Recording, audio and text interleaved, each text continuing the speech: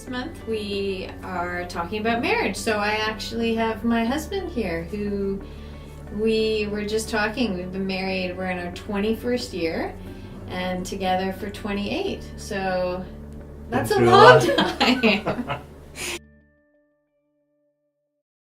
Hi, my name's Matthew Gould, and it's great to be here at the Counseling Center for this month of talking about marriage.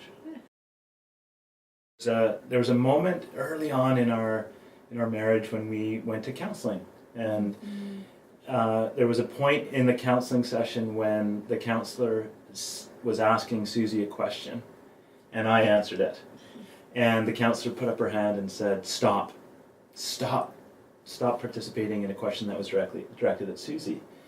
And that was a very significant point for me as a male to realize that my wife needed to process her own situation and her own challenges, and my responsibility was to sit, to listen, and to support her without having to try to solve it with a good idea, with a tool, with a suggestion, with a do this, with a do that.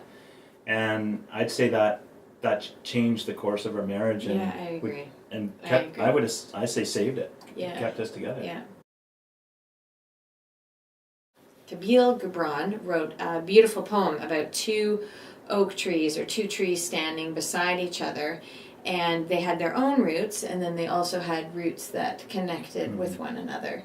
And so I think that part of our development, just as human beings, as growing, knowing who we are, our needs, our wants, separate from each other, right? So that then, the deepest level of attachment truly is to be seen and heard for who you are, to be understood different from one another. So we did have different senses of selves, and yet we were allowed to connect deeply with one another because we had developed that piece of ourselves.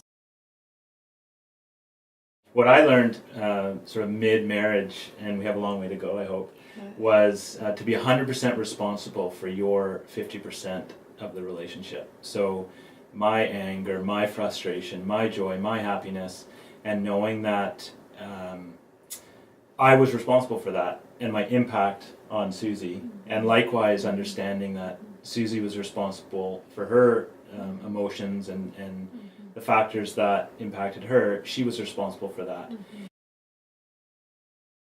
You have a rope analogy. Right, like just that we have a rope between one another. It's our connection. And so when we talk about issues, whether they're in the family, whether they're outside of work, maybe things that are going on for each other, that our connection doesn't break. And so often when we do have issues, even with children or families, it can sometimes get in, and it was like that for us. It was totally like mixed in and then got confusing for us until we were able to realize, hey, I actually love you, and this other piece is really hard, but it actually doesn't have to do with how I feel about you. Yeah. And so when we were able to start talking, it was actually quite a big change for us.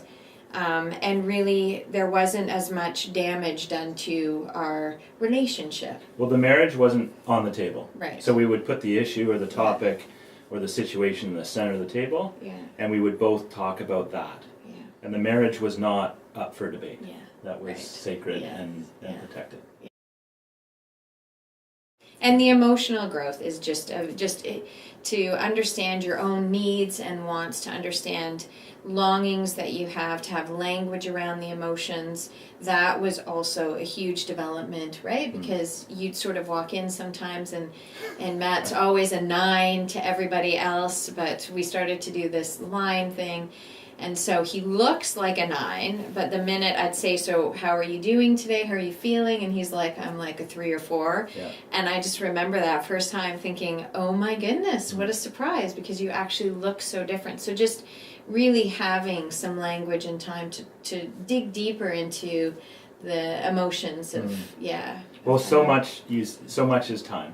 Yeah. Committing the 15-minute, 30-minute check-in, and being responsible for, here's my story, here's my day, here's how I'm feeling, and for you to listen to that, and and then when you would share your time and your day, for me just to listen. Well, that was a skill that Not to solve it for you or not to try to change it, but or to just sit there and yeah, listen. To sit there and listen. Yeah.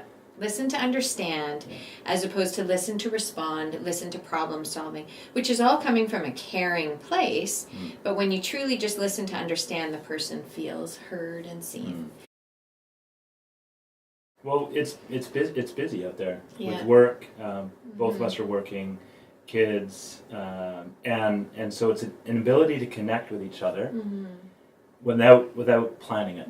It's that spontaneity and the text message that you'll send me throughout the day, just thinking about you, or how was your presentation, or how was this, how was that, and that just keeps us bound together throughout the busyness of our days. Like, Matt used to come home from a run and look like he was in pain. And then one day started biking. And the joy that came for you glowed. And I remember me saying to you, you have to do more of that, right? Like, there was just this, and so there was this piece that seeing you in that joy, I want more of that for you, right?